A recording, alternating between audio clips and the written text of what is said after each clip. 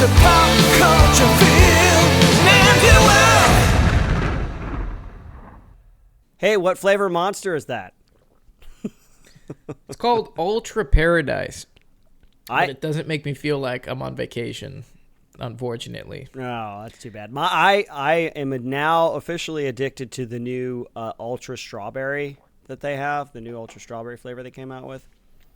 Oh, is it in a pink can? Yeah, it's a light pink can. It's got like skulls on it and stuff. It's good, man. I like these zero for. I mean, do you have like a go-to energy drink? Because I mean, that would be it. That would be usually on Tuesdays as I'm coming back. Half my day is done. I've done the food run. There's a 7-Eleven right by Amy's place. I drop off food for her, and then I go to the 7-Eleven to get an Ultra Strawberry, and then that's how I continue the rest of my day. So I've already had one today. Yeah. I mean, I consider myself kind of a energy drink connoisseur. Yes. Like every country I go to, I try their local Nice. energy drinks. Nice. Like for some reason, Red Bull is not the same everywhere you go. Huh. Like Red Bull is not created equally. Different countries, Like, different ingredients. Yeah, I would assume so because each country has different safety regulations of what they can allow and whatnot, okay, and what ingredients they can use. Because, like, for some reason, I've had Red Bull straight up in Austria. Because aren't they Austrian? They're an Austrian company. I don't know, man. I don't know where it came from. Yeah, I thought it was an I'm American pretty company. sure they're either Swedish or Austrian. Okay. And I had Red Bulls in their country of origin. They tasted the same as the American. But I had Red Bull in the Philippines, and that shit was poison. Like, like they came in these tiny brown bottles. They were like shooters. Like they basically had those alcohol, like little tiny alcohol shooter containers, like the hotel shots. Yeah. It like came in one of those, and you like drank one, and you were just like seeing fuzz, like you were seeing noise. Like You can see it's like the kid. They can see the radio frequencies and stuff physically. yeah, exactly. But no, I think Monster's my go-to. I also like Echelon. You've had Echelon's right? great, man. Yeah, we gotta get another endorsement from them, man. I really enjoyed Echelon. It was super tasty, and I liked pretty clean ingredients because energy drinks are not regulated. There's no like you can just put whatever you want in there. And then you could say whatever you want, just like Bang. Did you hear what happened to Bang? No. They are in like every confinement store, or confinement, right? Where basically they go to die. The stores that like resell everything that's broken or under warranty. Okay, all right. Yeah, because Bang owes Monster Energy because they lost a lawsuit against them. They owe them like hundreds of billions of dollars. Hundreds of millions, not billions. Hundreds of millions of dollars in a current law settlement. And like Bang, when it came out, had like so many lawsuits because like they advertised super creatine as like a thing, but it literally, it's not a thing. It's just and creatine. They just put a bunch of certifications on the can to make it look legitimate, but it like had none of them. Oh my god. So that shit is great, but it will kill you. And do you know what else will kill you? Apparently working on a movie set will kill you. That's right, man. Good segue. Exactly. Folks, thank you so much, patrons, for joining us. This is your Patreon exclusive episode, Real Deaths in Pop Culture. We're going to be focusing mainly on real deaths kind of during production of movies. Making movies is tough. It can be tough. It can be fun. And apparently also it can be deadly. There are any number of injuries that have occurred during productions. That's unfortunately not, totally uncommon. Well, it's not common, but it's happened a lot more than deaths, thank God. But today, in this Patreon exclusive episode, shout out to all our patrons, guys. Thanks for being here with us. We're going to be talking about death on set. Absolutely. Yeah, literally. The ultimate sacrifice. People that thought they weren't going in harm's way, ending up 6 feet in the ground and not getting their day rate. To be honest, when we were doing research for this, or at least I know personally, when I was doing research, you don't hear about a lot of deaths in movies. And when you do, it seems to make mainstream media. But there are so many deaths that have occurred during making a production that I was like floored about how many deaths have actually been, either brushed under the rug and not made it on mainstream media because I like could think of maybe 2 off the top of my head. Right. And then when I was researching, it was just like like bullet points of deaths. Yeah. Yeah. I was, as I was looking at our list, we were compiling stuff. There was stuff put on there that was like, oh, really? I did not know that. You know about the big ones, like the most recent one would be, Helena Hutchins on the set of Rust. With Thanks, Alec Baldwin. Thanks a lot, Alec Baldwin. But yeah, there's so many more, and I don't know if you sickos are out there, but maybe we'll see how many you knew from doing your own research or coming across them over time, or that were news to you like they were to us. Yeah. So on this episode, Izzy and I have kind of chosen a few of the ones we've come across. Now there is more, but we wanted to kind of break them down between movie deaths, television show deaths, and then, of course, can't forget video game deaths. Those video games, man, they'll melt your brain and then kill you. You know what? I think probably or someone else. The most tragic deaths will be in the video game deaths because it's not from production. They're dark. But it's from like people just straight up just not stopping playing until they literally die. It's crazy. It's absolutely crazy. Well, I mean, I'm kind of excited in a demented way. But let's get into this, man. So I mean, we mentioned obviously the most recent death, Helena Hutchins' death on Rust at the hands of Alec Baldwin. Yeah. And little, for those of you that don't know, when Izzy and I were on Shift Fire, we started out doing a good amount of actual firearms stuff. Yeah, the kind of war wallet or the what is it? Lethal Antiquities. Lethal Antiquities. Right? Yeah, that's right. Yeah, so we had a great segment, one of my personal favorites, where Izzy and I would unbox excuse me, I got burps from this monster. Post-lunch podcast episode. Yeah, but we would unbox, a random firearm throughout history, and we'd bring our friend on, Clay Van Sickle from MovieGunGuy.com, and he's a very famous armorer, or a well-known armorer in the Hollywood industry, because there's so very few and far between. But we'd bring him on, and he would present us a weapon, and we would unbox it, talk about it, and get to shoot it, which was awesome. And this was before the Alec Baldwin incident. Yeah. And then after this happened, we were like not allowed to do anything with this production company we were with that involved firearms, just because after this incident, getting insurance to cover a set where firearms was present was basically impossible at this point in time.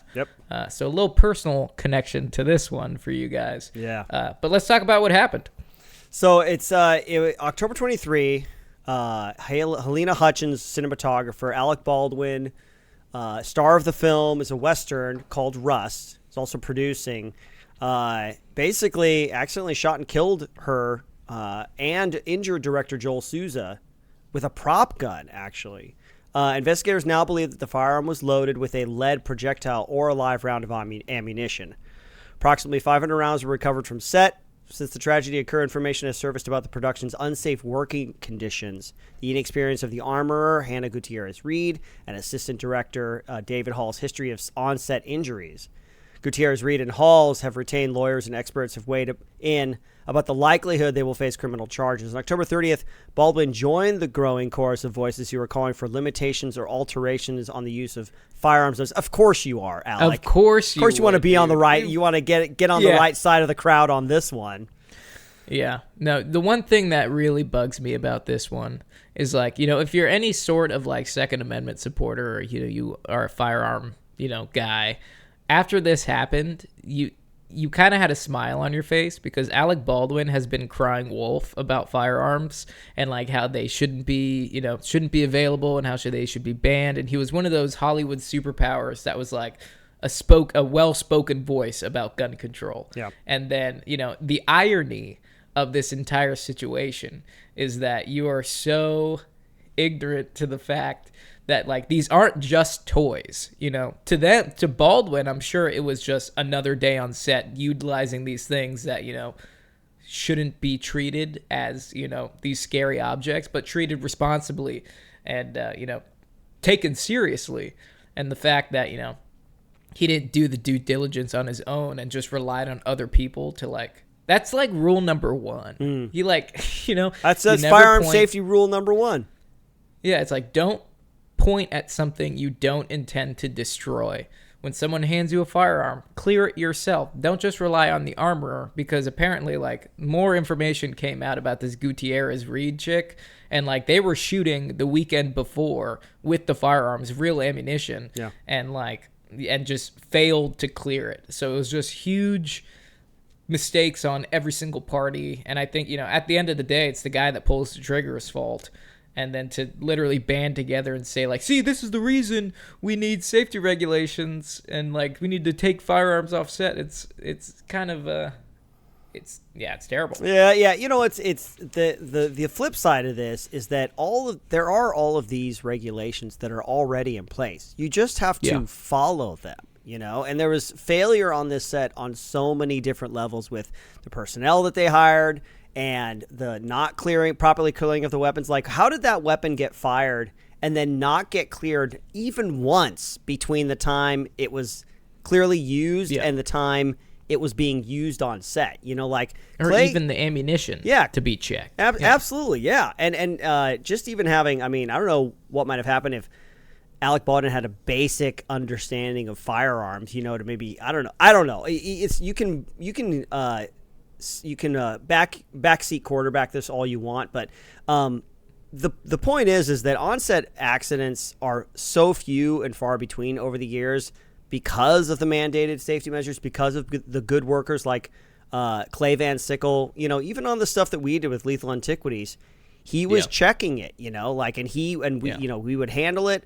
And then we would always be safe, obviously. We would always point in a safe direction and keep our finger off the trigger until we've decided to fire, and, always treat it as if it was loaded. All the basic stuff, But he would be there double and triple checking things because it's a big responsibility. Like firearms, nobody's ever going to say that, like, firearms on set, it's like you say, they're not a toy. Nobody's ever going to say, like, that they're not dangerous. But all of these things, when you think about all the productions like, Saving Private Ryan, which we've talked about a lot, all of these other productions that use live firearms with blanks, just, it just doesn't happen, except if there's layers and layers and layers of incompetence and neglect and not going through the proper procedures, which are in place. Like, they're already in place. You know what I mean? Yeah, no, 100% I agree with that. And like you mentioned, working with Clay, having him double and triple check, even though he's working with like two former special operations guys, like the dude was solid. Yeah. Like, he wouldn't, even though he trusted us and our skills, it was his job at the end of the day to, like, he didn't cut any corners, which I appreciated.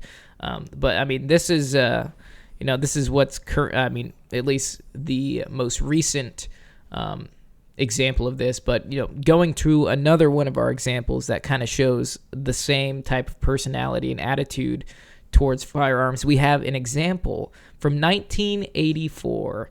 It was a movie titled Cover Up, and it was the main actor's name was John Eric Hexum. Yeah. And this, you got something? No, I'm just agreeing with you. Yeah, I'm looking at the notes. It's just sad.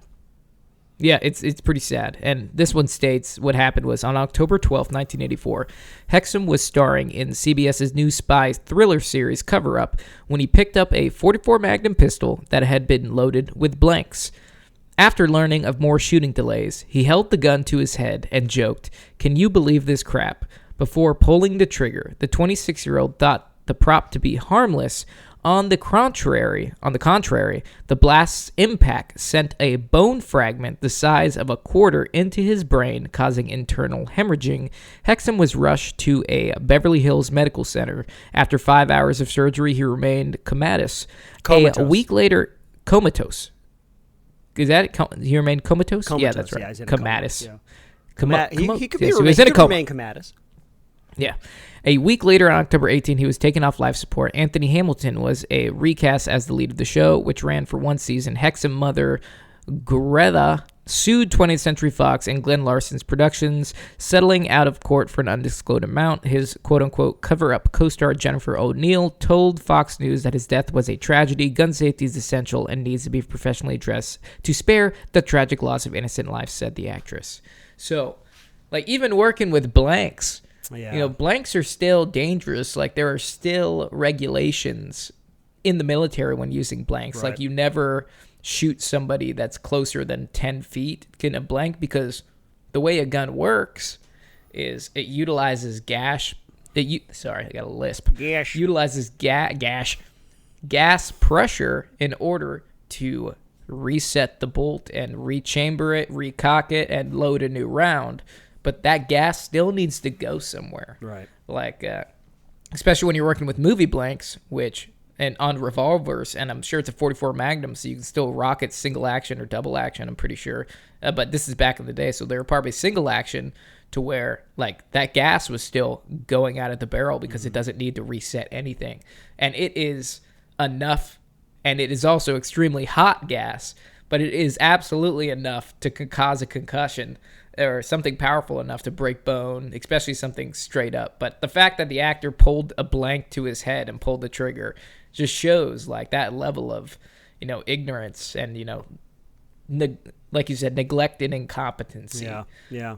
It's that, a lot of this stuff could have been prevented by, like, that. That's one of the four cardinal rules of firearm safety. Always treat a gun as if it's loaded. I'd say that the baseline one is never treat any gun like it's a toy. Like, I understand there are toy guns out there, but, like, when you're dealing with firearms, you got to treat them with respect. You know what I mean? Yeah. And it's really too bad. Yeah, you hear stuff about blanks even in MilSim. When we've done MilSim West, they have regulations on using blank fire weapons out there that you can't fire. There's like a cone. It was within 50 feet. There's all these regulations. You can't fire blanks inside of a building. Exactly. Like, you can't. Like, there's regulations still with blanks. Yeah. Yeah, it's it's very sad. But yeah, it's sad, but it just shows, like, if you are somebody that wants to get into acting or wants to be around these firearms, like, you got to treat them responsibly. You got to know the cardinal rules of gun safety, which is, don't point a gun at anything you don't intend to destroy. Always know your target, what's behind it. Don't place your finger on the trigger until you're ready to pull the trigger. And, the list goes on. Yeah. But there are fundamentals. Yep, always treat it as if it's loaded, yeah. Yeah, always treat the weapon as if it's loaded. Can I ask you, Cameron, let me ask you a question. Some productions have decided that they want to try to use MilSim or basically Airsoft-style weapons. There are a lot of companies out there like GBLS and the like that make the weapon with all of the actions that a regular weapon would have, so that you can practice, going through the motions, reloading, loading, unloading. Only their airsoft weapons. Some productions have decided they're going to use blank fire or basically airsoft weapons. What do you think about that as, like, a compromise? Yeah, I think it's a solid compromise. Finding some. I think renting weapons, like real weapons, is expensive. So, these gas blowback or these, these airsoft production rifles, it's, to me, it's not new news because, I've seen a lot of pieces of production that I can tell are airsoft weapons just by, if I see a shot of the barrel, you can see the inner silver barrel of the airsoft. You can tell when the dust covers down. You can tell by looking at the magazine, because sometimes, for electric rifles, they have the spin wheel on the bottom, and I've caught that in a lot of TV shows and movies. It's not a new thing utilizing airsoft because A, it's cheap, and B, you're definitely removing a level of danger by, getting rid of a projectile. So I think it's an excellent thing, and we live in a world today where technology and its CGI are great, so you can plug in those FX and add them. So yeah, I'm a big proponent of that. I don't think we should totally ban weapons because they're such a big part. You can't obviously have someone running around with an orange tip because you lose authenticity when you're trying to make CGI a war film. Yeah, but I don't. I think it's a cheaper. It's definitely a cheaper solution, but I don't ultimately think you need to straight up condemn actual firearms because at the end of the day, if you're trying to make a great movie, you want to make it authentic as possible, use real firearms with blanks and just ensure and, teach the actors or actresses that, these cardinal rules and firearm safety and all these things. Like, we use them every day. You give an 18-year-old fresh out of high school a weapon and expect him to go to war. If that guy can do it, and let me tell you, some of the dudes I served with had an IQ of rock. Like, if they can do it and get it, and be fine, I'm sure an actor Hollywood type can do it as well. Yeah. Yeah. What do you think on that topic? I think I'm a fan of more tools for the trade and not less. I don't think that we need to completely go away from using real firearms with blanks and stuff like that has been done for decades. I think you just need responsible, competent people on set, and you need to have backstop. You need to have double and triple layer safety measures to just make sure that people are safe, because I think there's an authenticity that real weapons can bring. But I also think that, you and I have seen some of these airsoft guns, and they look pretty amazing. So I think that's... Yeah, they're legit. Yeah, and I think if full you metal want to, bodies, full actions. The gas blowbacks, operate the all same the as actions a real are firearm. real. You can treat it, unload it, fire it, put it on safety and fire just like a real gun. So I think it's a great alternative.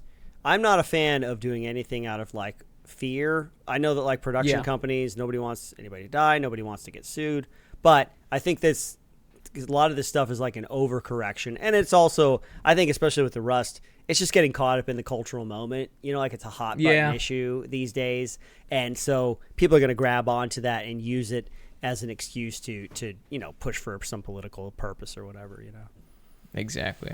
Yeah. Well, on that note, let's transition to something that's not a gun-related death on a movie set, and I think this one is probably for our patrons one you may have heard about because it was a tragic death. This one gets dark real quick.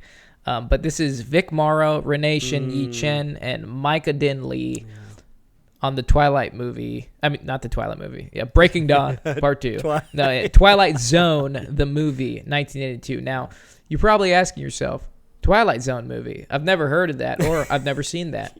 Well, there's a reason you have, and it's this exact reason, because it never made it to theaters. This segment didn't make it. There is a Twilight Zone, the movie. It just doesn't have this segment in it. Oh, yeah. Okay. Well, why don't you go ahead? Oh yeah, the Twilight Zone, the movie. You guys, it's a vignette thing, right? There's three different segments directed by three different people, and it's all kind of like the Twilight Zone show. It's different kind of weird, crazy stories. There was one story that obviously did not make it into it, and it was a segment that starred Vic Morrow. He was a racist guy. He's an older racist dude, Bill Connor, who he's sent back in time to Vietnam to learn a life lesson, right? And he is supposed to, in the scene, he's supposed to save these two little Vietnamese kids, Renee Shin-Yi Chen and then Micah Din Lee.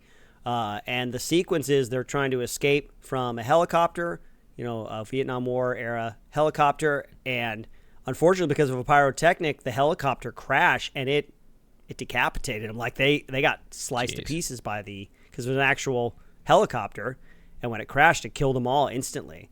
And then 6 members aboard the helicopter were also injured. There was a big investigation and stuff. Everybody was acquitted, but it was, I think the parents settled for an undisclosed amount outside of. Hopefully, it was a lot of money. Not that any amount could ever make up for the loss of your children. But it actually, I think they had some regulation changes after this about certain things being on set, kids and all that kind of stuff or whatever.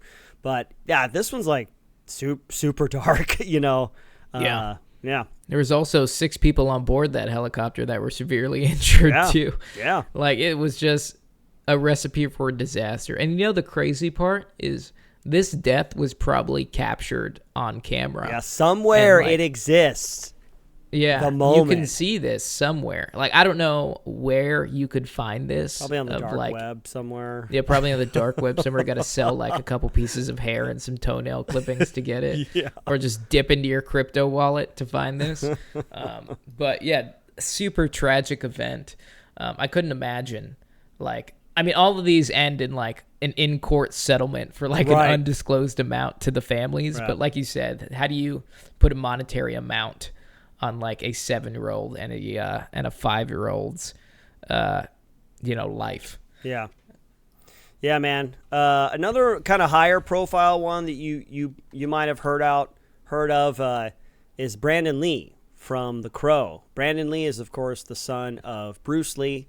He had been a rising star. He'd done some action movies. He was kind of getting into the game a little bit.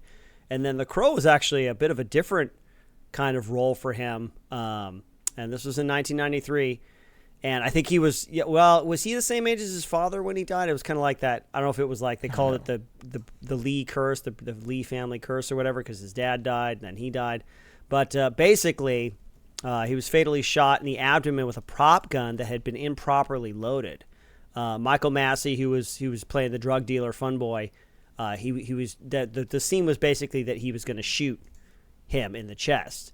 And he didn't know that the metal tip of a bullet fragment was actually lodged in with where the dummy rounds were placed with the cardboard wadding, and it shot it, and that metal piece went into Brandon Lee and killed him. And what they had to do for the movies, you can tell, because they shot him right in the middle of filming the movie, so they had to take unused footage, I think, and they had to CGI him into a couple different scenes, and then they had to use some creative editing. They used like a stunt double for that's crazy. Yeah, it's mostly around the resurrection scene where he first comes back to life, and he's walking down the hallway, and he goes into his old apartment, and puts the makeup on, and you can tell there's shots where, like the shot of him where at first you see him, it's like they CGI'd his face onto another actor so that they could finish the movie, they could finish the scene. That's crazy. Yeah, really crazy. Yeah. So, just it's funny because we're talking about like gun safety and stuff like that. Some of these on the list seems like they're all firearms related, but I think the common thread that you notice in all of these is just negligence, not properly checking your firearms. Yeah, and that's on. I lay that at the hands of really whoever the armorer is, because I don't know that the director or the producer, anybody walking around is really thinking about that kind of stuff. They have other things on their mind. If you're the armorer, if you're the safety person on a film set, that is your job. It's your job to make sure that stuff is double and triple checked.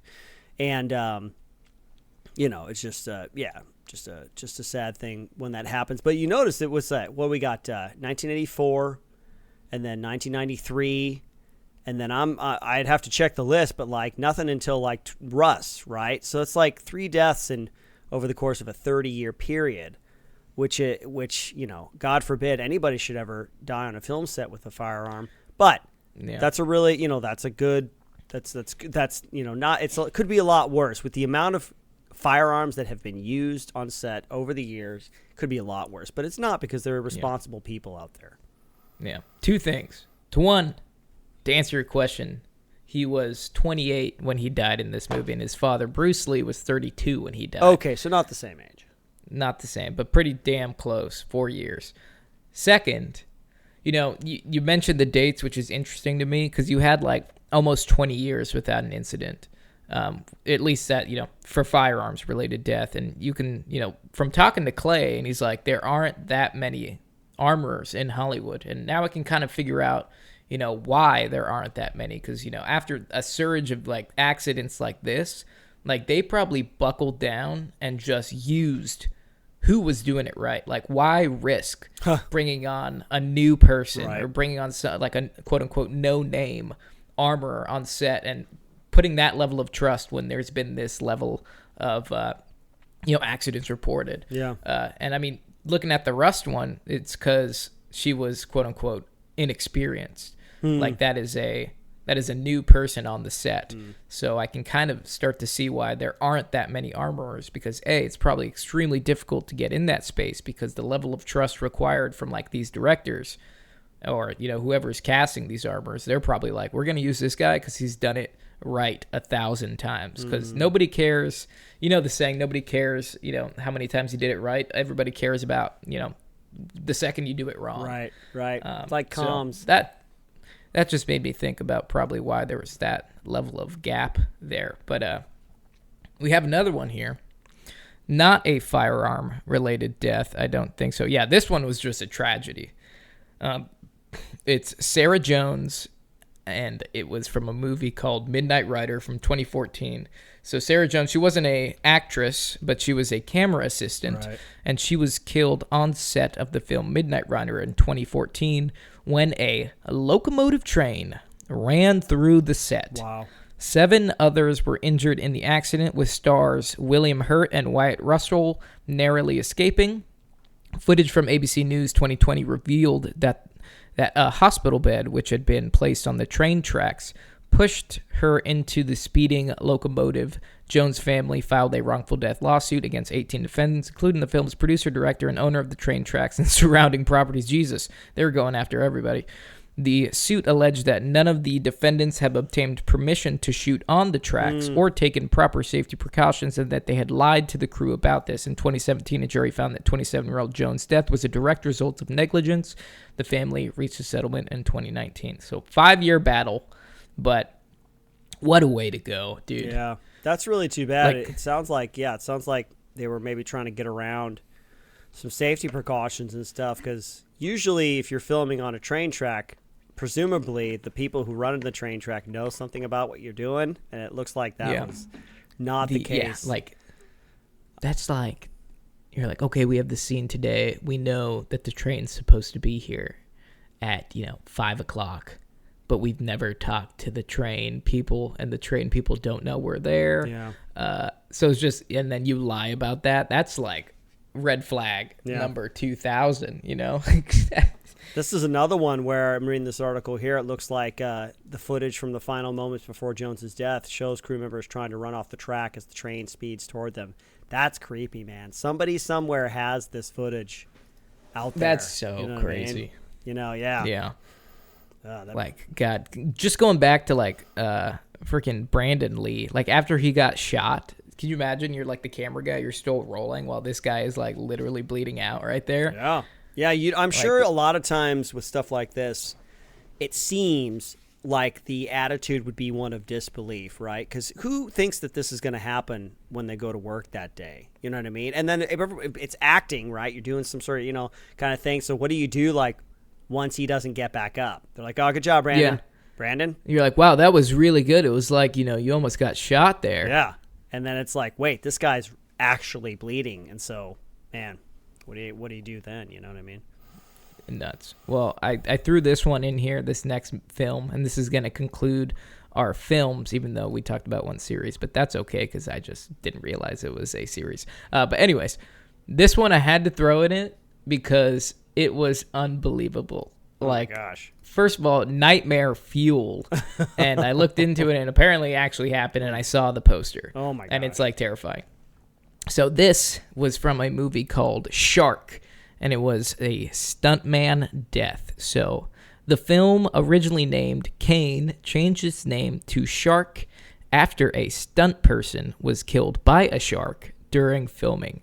They then, this is the craziest part about this. I mean, shark attacks on the set are like, holy shit. This is like what literally the movies are made about. Yeah. But then they used photos of the accident to promote the film. Oh the stunt gosh, person, that's Jose crazy. Marco, died after a shark broke through protective netting and attacked him. His death was then used to market the film. They have a poster of the film called Shark, and there's literally a picture of the stuntman in like scuba diving equipment being attacked by a shark. That is probably the most soulless corporate marketing thing I think I've ever heard of. Oh my Yeah, gosh. no, I can't even believe that made it. And they're like, yeah, no one was like, let's like respect this guy's death, and like, they were like, no, this is like too good of a marketing opportunity. Like, we're making a film about sharks, like we should, Oh my god. soulless. Yeah, it wasn't even called Shark. They changed it to cash in on the controversy. That's so bad. That's so wrong, man. It is very wrong. It's wrong on so many levels. But since we're in a great mood, let's move on to TV shows. Yeah, there's a couple here. Obviously, injuries sometimes happen and stuff. But actually, a lot of these I didn't know about before we started working on the episode. But the X-Files, there was a crew member named Jim Ang who was electrocuted during a filming of an episode for season 8, the season 8 premiere. Apparently, the metal scaffolding he was working on was struck by a power line. It was referred to as a freak accident. Yeah, you think? The ensuing 4,800 volt charge caused Aang to go into cardiac arrest, and it injured 5 others. So it looks like a power line on set touched some part of some metal thing, and yeah, that's crazy, man. I didn't even know that. I never even knew that happened. Yeah, I mean, you watch X-Files, right? Yeah. I was a big fan that's all crazy. the way up until, I think I watched it religiously all the way up through like the 6th or 7th season, and then I think I moved around a lot. I don't know what was happening, but they tried to replace Mulder and Scully with like a different pairing. It was like Jason Patrick and another actress, good actress, but I think she was in Haunting of Hill House and did some stuff later on. But anyway, didn't work out. You can't do that. Because Mulder and Scully were like the heart of that show, and you just can't replace them. So didn't last. It did 11 seasons though. Yep. Well, it apparently still kept going after these deaths. Oh, dude, what a way to get! I'm going to say that multiple times with any of these ones that involve like freak accidents. Like, could you imagine you're sitting there like holding the scaffolding of like the set, and all of a sudden this power line comes and just kills you? Yeah. That's God. crazy. You know, I mean, they had some. There was a couple of electrocution deaths with some of the mobile shower units that were set up in Iraq. I remember there was really? because the bad, you get KBR or Halliburton, one of these companies to come in and put up a bunch of stuff, and they hire whatever subpar workers, and things are wired wrong, and dude I think he was in his shower or something, and he just got electrocuted because the lines got crossed. Jesus Christ. Watch that lag. What a way to go. That's why they have a whole profession dedicated to electricity. You got to respect those electricians. Yeah. The backbone of this country. The heartbeat of America. Heartbeat. Well, I mean, moving on to our next one. This one is titled LA Heat Stuntman Deaths. So, stunt person Paul Dallas died at age 34 while filming a stunt for the show LA Heat. In the stunt, Dallas jumped from a 3-story building and was meant to land on an airbag. However, he missed the bag and died from a massive head injury soon after. He actually had previously founded a company focused specifically on producing safe airbags. Oh, that's not a good PR campaign. That's not a a good. Look. Listen, I'm going to say. I mean, honestly, I'm going to say something here, Cameron. Say it. This might sound a little heartless, but it doesn't matter how safe the airbag is if you don't hit it. Yeah, I know. It's. I mean, this isn't some train coming by. This isn't somebody like loading up a gun, with a real round silver blanket. That's like, yeah, you just missed it. Dude. You just missed it. He literally just missed it. Yeah, and I'm sure like it's a golden opportunity too. Like, imagine he like died and he used the airbag, and then they hired the guy from Kane, renamed Shark, and he's like, you know what we could do? We could then promote our new airbags to replace the safety bags that they use because our guy died using it. But no, that's just an opportunity missed. No, I mean, but could they really? Because it's not as if the bag was unsafe. It would have worked had he hit it, but he just didn't hit it. Yeah, must have been a small bag because you've seen how big those bags giant. are. Yeah, they're like the size ginormous. of a good sized room. Yeah, no, they're huge, but I mean, still a tragedy. And we sit here like saying, "You missed the bag, dude." No, I mean, R.I.P. Paul Dallas. It's sad. Still, I'm just going for the hot take. I want the clickbait soundbite, man. Yeah, do it, dude. Yeah, Israel Wright calls out Stuntman for stupid death. Callously, gets sued by the family for civil liability. Yeah, exactly. Mental anguish, and then what's it called? It's not. What's it called when you like talk shit about somebody? Slander. For some reason, libel. Slander. Yeah, for some reason the word defecation kept popping in my mind. Oh, that's when you, defamation. Defamation, yeah, defamation charge. But defecation will do too. That's even worse. That's worse. Death by defecation. That's how Elvis Presley went. Man. But yeah, why don't you hit up Sliders, man? Let's talk about Sliders, man. Sliders. I remember this show. This is another one of those things. Yeah, man. It was a sci-fi show back when they actually used to put effort into their work. But Ken Steadman is actually an actor who died during a dune buggy accident on the set of the show. The dune buggy apparently flipped over and then hit a dry lake bed. Dude got crushed. That's sad, man. He's a pretty good looking dude, man. Yeah. One crazy thing about this is after the LA Heat stuntman death, this happened a month later. Oh no. Yeah. Oh, so, I man. mean, maybe if they used, Paul Dallas's safety bag on that dry lake bed, Put it underneath. Ken Stedman would have been alive. I think there's a valuable. Okay, lesson we're getting there. dark now. There's only one way to go, Cameron. On a fairly lighthearted comedic pop culture show, we're talking about death. And we're both former military dudes. What's one way that you cope with the darkness of death all around you? Is you make really inappropriate jokes. Yeah. Yeah, absolutely. Absolutely. Well, those are all the TV shows and movie deaths that we've put on our list. There are a few honorable mentions, not specified on this list, but I came across them earlier. Like, we've talked about freak accidents. We've talked about, negligence from using firearms on set. But one thing that is also a huge killer on movie sets is straight up heart attacks. Yeah. Like, I didn't want to put them in here just because that's kind of a natural cause. But, like, I would say 60% of the articles I came across was, like, an older guy on set, like, in the middle of playing his character, just has a heart attack and died. So do your cardio, people. Yeah, do your you cardio. guys. Yeah, don't do the marathon. I mean, it's hard. It's hard to know, like, when is too much, right? Because, like, if you're going to quit your job, just like this guy, Sean Woolley, in EverQuest in 2002, to play full-time. He ignored a Thanksgiving invitation from his family. Oh, no. Oh, wait. It found in front of his, with a self-inflicted gunshot wound with EverQuest still running. Oh, no.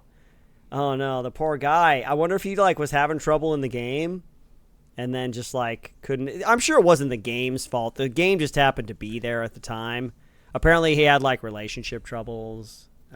He probably wiped one time too many during his raid, and he was just like, I'm it. Yeah. So is this a dying while playing a video game, but not necessarily because of the video game? Like, some of these are really, like, because they just would not stop playing the game. You know what I mean? Yeah. A lot of these are, have some sort of connection to the video game in the article story, but I mean, for EverQuest, former Sony Online CEO John Smedley expressed his condolences, but denied the connection. Yeah. I mean, a lot of these stories involve the video game in some manner, but I don't think, someone died because, like, the game told them to. Like, they didn't read Catcher in the Rye and wanted to kill, what's his face?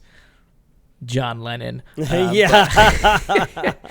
But this one's super interesting, too. This is just, like, people take video games way too seriously. Yeah. Like, it's a form of entertainment, but when you, like, take that entertainment and turn it into your sole purpose in life, this is where Cameron Fath tells you, get a fucking life, dude. So this one is from Legends of Mir 3, which I've never heard of. Have you heard of this game? I hadn't heard of it. Maybe it's big in China because I think that's where it happened. Okay, yeah. I'm pretty sure it did happen in China or Taiwan. But high-level drops take a lot of time and energy to acquire, and thanks to the secondary market that many MMORPGs have developed, they may have a real-world dollar amount attached to them. Yeah. When two players of Legends of Mir 3 argued over ownership of an in-game item, there were real-world consequences for both parties.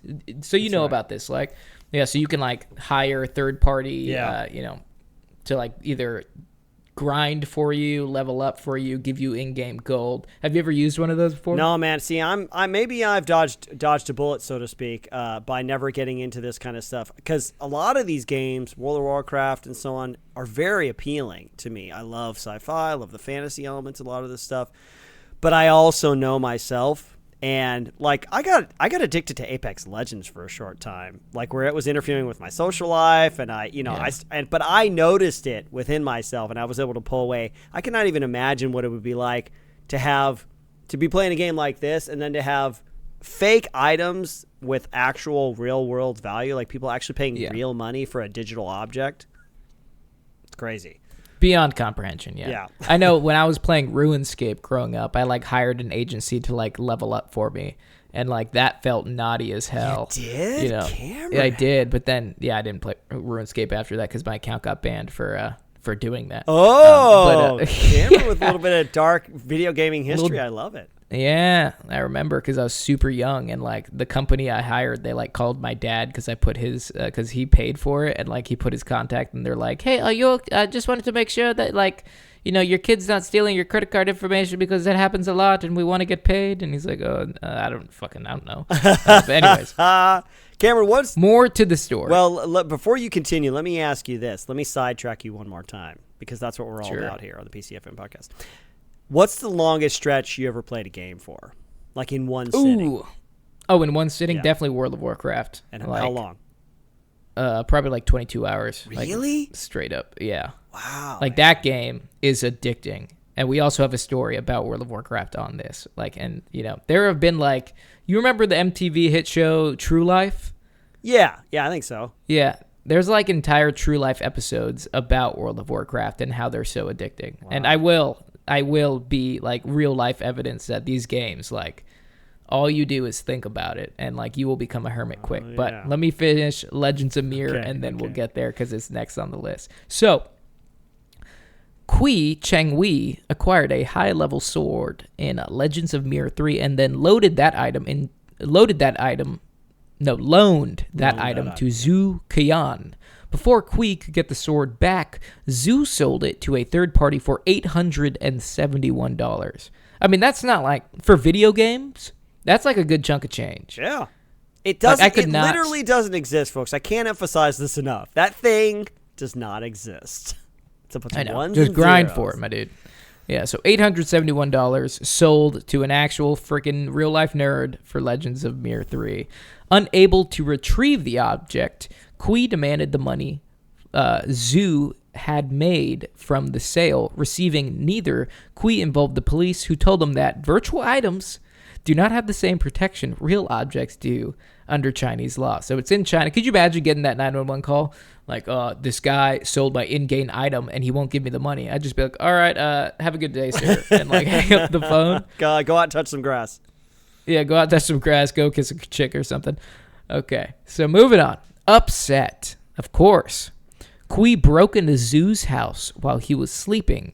Before Zhu could respond, Kui stabbed Zhu in the chest, hitting his heart and puncturing a lung. Zhu died immediately. Kui was sentenced to death by Shanghai No. 2 Intermediate People's Courts, later commuted to life in prison. He is up for parole in 2022. So, hope Kui might be roaming the streets. Maybe he's out now. I doubt it. I don't see Chinese courts as being the most lenient courts in the world.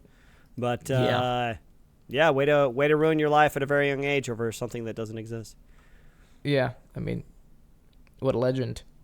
But here, we've made it for you, Izzy. World of Warcraft. Here's a great example of how addicting this video game can be. So, MMORPGs, which are massive multiplayer online role-player games, for those of you who play outside, such as World of Warcraft, have a reputation for attracting individuals with addictive or compulsive behaviors. The cycle of loot drops, grinds, and the social element of the game builds a compelling case to keep playing. Usually, this is no more than a matter of loss of sleep before a workday. Unfortunately, it can also have deadly consequences. So, I will tell you, like, firsthand experience, this game, like, once you start, like, you don't want to stop. It's like a time warp. Like, you lose so much time. Yeah, you time travel. Yeah, it'll be like you start in the morning and all of a sudden it's 12 at night and you're like, whew, and you're sweaty and you're like, have a pile of trash next to you and you're like, Jesus Christ. But in this incident specifically, in 2006, Rebecca Colleen Christie played a marathon 15-hour session of World of Warcraft. In another room, her dehydrated and undernourished daughter, Brandy, starved to death. The girl's father, Brian Wolf, had been away for 9 days, although a later investigation revealed he was aware of his wife's inability to take care of their daughter. Yeah, Sounds like there was a lot more going on with the family in general, and then it looks like the World of Warcraft addiction became kind of the nail in the coffin, as it were. Yeah, probably. I mean, more to the story here. Christy and Wolf divorced after the child's death. I mean, that kind of seems like totally evident.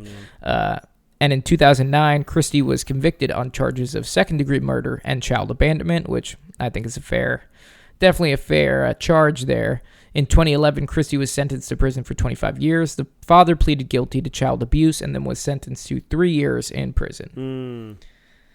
Yeah, so a lot more probably to the story than just, playing World of Warcraft. Right. Like, they don't really seem like the best parents, let alone people. But, any game that can take your attention that much to where you just deny, like, a child in the other room is, that's a lot of power there. Yeah, I would say the lot with these, while the onset deaths and injuries seem to be due to, like neglect, and there might have even been a dangerous situation, like say like a dangerous stunt set up or something like that went wrong. It looks like a lot of these video game ones where people had a certain personality, a certain addictive or destructive personality, and then them playing the game just kind of was that one extra thing that kind of pushed them over the edge. Like, not to say that it was like the game's fault. I would never say like it's like the game's fault, but these people play these games for too long and they don't have well-adjusted adult personalities, like they are not mature enough to, break away and know themselves. And it sounds like they've got other problems. And then it just becomes kind of the playing the game for a giant amount of time or having a disagreement online with somebody becomes kind of the catalyst that causes bad. The worst thing that I've ever heard of is this idea of swatting. You've heard about this, Cameron, where somebody calls in a fake call like to bomb threat or terror something threat to streamers to try to see what's going to happen. Like they would actually get swatted online in but then that's actually resulted in death before, which is, it's just the worst. It was a Call of Duty thing happened in I think 2017. 2 Call of Duty players having a fight online, and then eventually somebody's address gets out there, and when the dude opens up the door, the police shoot him. Like they say, they're like tell him to keep his hands up, and he puts his hands down. They just shoot him. And, that's crazy, man. Yeah, it's people are pretty dark. Yeah, people don't care, especially this. Anybody who we grow up. If you're growing up online and you don't really get to see a lot of people face to face, you could do something without really comprehending the full consequences of your actions. Yeah, or like just not even taking care of yourself. Yeah, like. Because there's another example of World of Warcraft. There's a guy named Wu Tai, who's a 24-year-old player.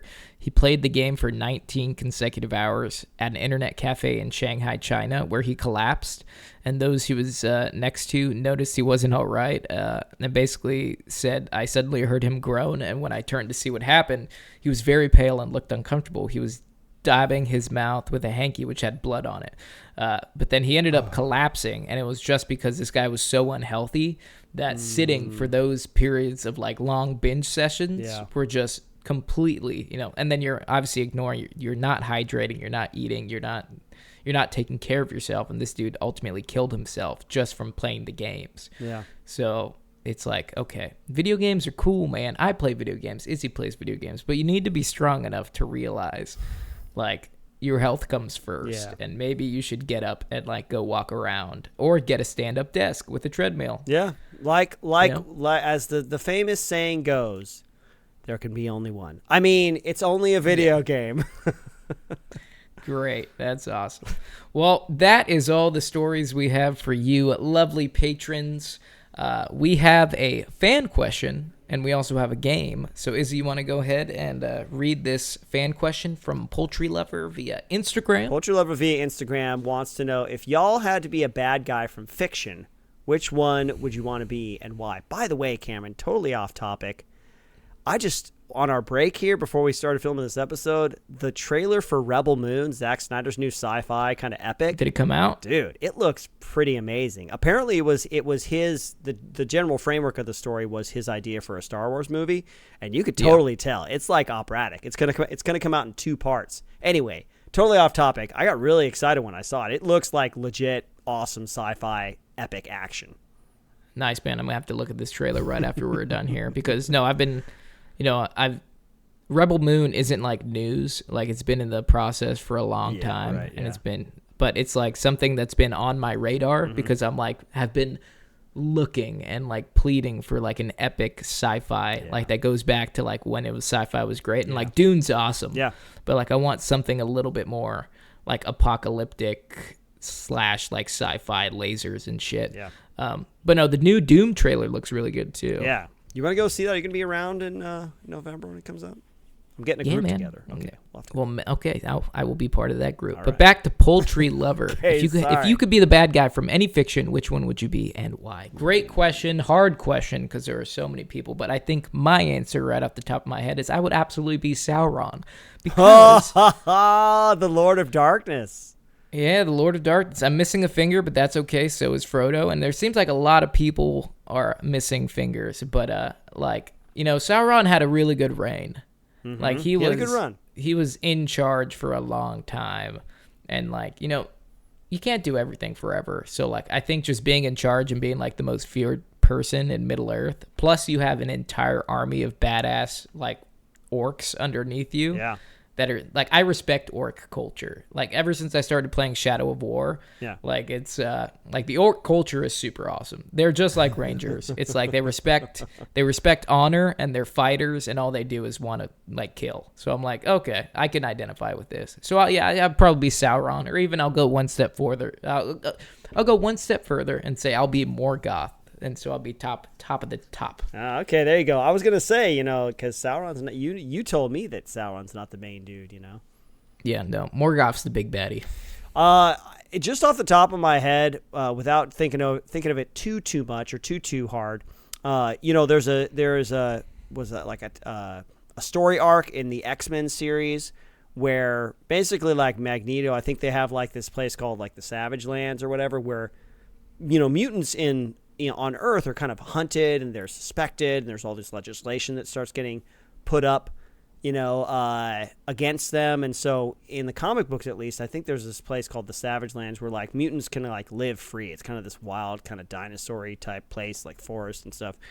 And I think it's at one point Magneto goes there and sets up his own little civilization. So I'd be like one of those mutants that went with him, that gets, just kind of believe that there's a war between humanity and mutants and humanity can't live together. So I would just go off and be with him and be within that civilization, because I feel like it'd be kind of cool to have something to fight for, to be like kind of on the outs of society, be a rebel. And if I had to do some dastardly deeds, I don't think I'd have a problem with it. So, yeah. Yeah. Nice, man. Great answer. See, I'm reading the question now. It's like if y'all had to be a bad guy from fiction. Not necessarily the bad guy. So yours makes sense. Mine doesn't. Well, yours makes I kind of you could be the bad guy. A bad guy includes the bad guy. I am the bad guy though. Yeah. But no, I'd probably just be like some high-ranking Uruk. Just like some badass guy that just has a bunch of badass people. Yeah. Underneath. Yeah. Or Thanos. Kinda like Ugluk. Yeah. Kind of like Ugluk, the one that shoots Boromir a bunch of times. Like I have a bunch of badass Uruk around me, but I don't get decapitated by Aragorn. He's the best one. I thought all Uruk were like him, but then they're like all infighting each other in the second one. Yeah. I'm like, oh, they're just like regular dudes that like fight with each other. They're just regular dudes that are just like way bigger and stronger. Yeah. But cool. We hope we answered your question, Poultry Lover there. Thanks for tuning in, and we always appreciate great questions. Yeah. So, patrons, we're going to end this episode off with a game as we usually do, so feel free to play along. And this game is for Israel. All right. And this game is called As Good as Dead. Very appropriate, Chris. Oh, the death theme continues. Yes, it always continues. And I'm going to give you the name of a character that gets killed, that's in quotes, and you tell me if they come back to life at some point. Oh, cool. Interesting game. Thanks, Chris. Yeah, this will be a great one. And warm-up is pretty on topic because we were just talking about this, and it's Gandalf from Lord of the Rings. Oh, Gandalf from Lord of the Rings. Gandalf the Grey falls into the pit and fights with the Balrog and smotes his ruin upon the mountain. And then he comes back as Gandalf the White. So he comes back. Yes, then you get the idea. All right, cool. So, are you ready to play? I'm ready. I'm feeling pretty good. I'm feeling pretty confident. We'll see if that is a portent of things to come. Well, you got 8. You got 8 to go through. So let me know if you're ready, and we will begin. I am ready. Let us go. Okay. Chrono Trigger. Yes, he does come back. In one of the endings, of which there are multiple of the Chrono Trigger video game, I think there's like 18. In one of the endings, he comes back. Or you could actually stop time in a certain spot and replace him with like a fake life-size doll. And so instead of him actually dying, he actually lives. But yes, either way, he definitely comes back in one of the endings. But yes, you are correct. Hi. I'm glad you knew that because Push my I have nerd never heard glasses of Chrono up. Trigger. Yeah. Chrono Trigger. It's one of my favorites of all time. Super Nintendo days. Oh, really? Yeah. Oh, nice. Same artist as Okay. Dragon Ball Z. Same main character designer. Oh, okay. That's pretty cool. Well, not cool enough to keep talking about it. So let's move on to the next one. This is Selena Kyle, Catwoman, Batman Returns. Yes, technically. And she was actually supposed to come back in the next one, but they never made a Batman 3. But she has 2 lives left. She says, I'll save one for next year. But until then, how about a kiss, Santa Claus? She kisses Max Shrek, and they both get electrocuted. And then at the very end, you see her popping up looking at the moon after Bruce Wayne walks away. Wow, very descriptive and 100% correct. Yes, she comes back. Well, hey. So you're killing it. Yeah, well, you're killing it, my friend, and moving right along. Next one, we have Matt Kowalski from Gravity. Matt Kowalski from Gravity. Well, I've seen Gravity, and only one person lives to the end. And I don't think nobody dies and then comes back. So I'm going to say he does not come back. I think that's George Clooney's character, and he floats off into space, and then that's the last you see him. Yeah, what a way to go. So he is dead for real. You are correct.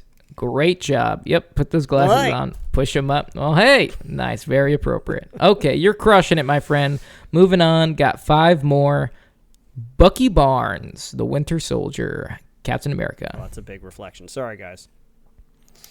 Bucky Barnes absolutely comes back. He falls off the side of the train into the cold, dark waters, and then he's experimented on and then comes back as the Winter Soldier, so he definitely comes back. Okay, and you definitely are correct. Way to make this one super hard, Chris. There you go. Izzy's putting on his glasses. He's putting them on, and he's going to take them off because of the reflection. So I expect you to do that every time you get it correct. All right, here we go. So, yep, Bucky Barnes definitely comes back as the Winter Soldier. Moving right along, Shiloh Hunter from Fall. Shiloh Hunter from Fall. Is that the... Oh, I haven't seen this one. Is that the one with the 2 chicks on the tower? You can't even ask me because I don't know what this is. Fall. I think it is. And I have not seen this one. So, but I have heard about it. So if I'm no Chris's mind, he's trying to trick me here, because I think what the big twist is at the end is you think there are 2 girls up there, but actually one is not even there. It's just in her mind. She thinks she's with her. And so she has to kind of reconcile the death of her friend. So I'm going to say she does not come back. I think it's the dead friend. Wow. I would have guessed you've seen this movie because you are right. She's dead for real. Yep, there's the glasses. Nice. Okay, moving right along. Victor Reznov, Call of Duty Black Ops. Ah, good old Reznov. Step 9, freedom! Reznov. The numbers, Mason. What do they mean? Fortunately, I have played through this. I played through it on my stream, twitch.tv/myhappyself. You can also check out Cameron's stream, twitch.tv/KitGodCam. That is correct. Shameless promotion. Streaming when I can. When I can. I love it. But no, he does not come back. You think he's there, but actually he dies during the escape, I think, from the Siberian prison, and then he's just in your mind after that. Damn, batting 1,000, my friend. Yep, he's dead for real. There's the glasses. Great. All right, man. Got 2 more. Here we go. We have talked about this one in depth on past episodes, so I know you will get this right. Ethan Hunt, Mission Impossible 3. Ethan Hunt, Mission Impossible 3. Well, yeah. Because he gets, what happens to him? he has to stop the bomb in his head, and the only way to do that is to electrocute him. So his wife does it, and then she's not coming back, and then later he comes back. So yes, obviously, Yeah. because She's like, you need to kill me to save me. exactly, yeah. He does come back. Yeah. Nice. All right. You're killing it, dude. Yeah, that's a great scene, too. He's like explaining everything to her, and he's like, this is the gun. You put the magazine. You hit the slide release. If anybody walks through, like, no questions asked, he's like, you need to kill me to save me. And it's like, what is going on? Yeah, that's great. I remember. It's all coming back now. Okay, man. You are 7 for 8 right now. 1 left to go. Are you ready? Let's do it. Okay. Dr. Lindsay Brigman, The Abyss. Oh yes. Oh, of course. Yeah. They're stuck 400 yards or so away from the rig, and they got to go through the cold waters. And the only way to do, because they only have one scuba suit, so the only way to really do it is she has to drown, and then they have to bring her back. And yes, they absolutely bring her back. It's one of the most emotional moments in the movie. Sarah Brigman comes back. Amazing. If you guys are watching this, that was an epic way to end this. Plus, fun fact about Dr. Lindsay Brigman, one of my first pairs of boobies I've ever seen in movies. That's right. They do have to, it's totally non-sexual, but they do have to take her shirt off to get the electrical pads on her. Yeah, I remember exactly where I was when I saw that. And exactly it's like how the you image is felt. burned in my mind. My dad was in a recording session in the valley, and he like brought me along with him, and they had this like side room with the TV, and The Abyss was playing, and I was sitting there by myself, and all of a sudden I see her like, in that white collar shirt or something, and they like rip it open, and she doesn't have any bra, and that's when I saw boobies, and I was just like, jaw on the floor, because I was maybe 7 or 8 years old, and that scene has been burned in my mind. That's amazing, man. I can't remember the fun first fact time for I you. saw boobies on the screen. I saw a lot of inappropriate stuff when I was a kid. So. Yeah. Actually, the first pair of boobies I ever saw, completely off topic now, was this like King Kong Skull Island. It was like a sci-fi like remake of like Kong Island, but it was called like Skull Island or something. Okay. And there was this one scene where like these chicks are like kidnapped by like the villagers or something, or like the tribe, and they like rip their shirts open, and then I like saw boobies, and my mom was like, absolutely fucking not. And then she like turned it off, and we returned it to Blockbuster. But like that was like the first pair of boobies I've ever seen. Oh man, if I got started like way too young. I think it was like there was like an old magazine out, it's like shoved into like a hole somewhere out where I used to live in Lake Elizabeth, California, and like one of the kids had it, and he's like, you want to see something? I was like, oh, You want to see some what is boobs? this I'm feeling? Yeah, I'm feeling a tingle, and my pants are getting tighter. Yeah. Not that young, but yes, that was what it starts when it all started. It's all downhill from there. Yeah, absolutely. Well, folks, we're glad we talked about a plethora of different topics on this podcast. We really ran the gamut. Yeah, death. Yeah, we really did. Boobs. Death, boobs. What else is there? Dehydration, lack of care for your own personal health. You name it, we talk about it on the Patreon version of the PCFM podcast.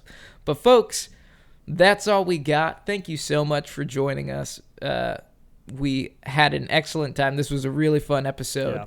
Yeah. Let us know in the comment section of the Patreon post what you guys thought, and if you have your own stories, not like stories where you were involved in, but like things we might have missed that might be interesting, or just crazy deaths in film. We'd love to hear what you guys have to say. And thank you for being a member of our Patreon. We appreciate you, we love you, and we can't wait to see you on the next live movie stream. Izzy, you got anything? Yeah, thanks so much for your patronage, folks. Let us know if you have any great comment or content ideas. We're always thinking of new little kind of content bits and tidbits that we can bring to you. So let's make it a conversation, folks. Let us know what you want to see us do. Absolutely. And with that, cue music!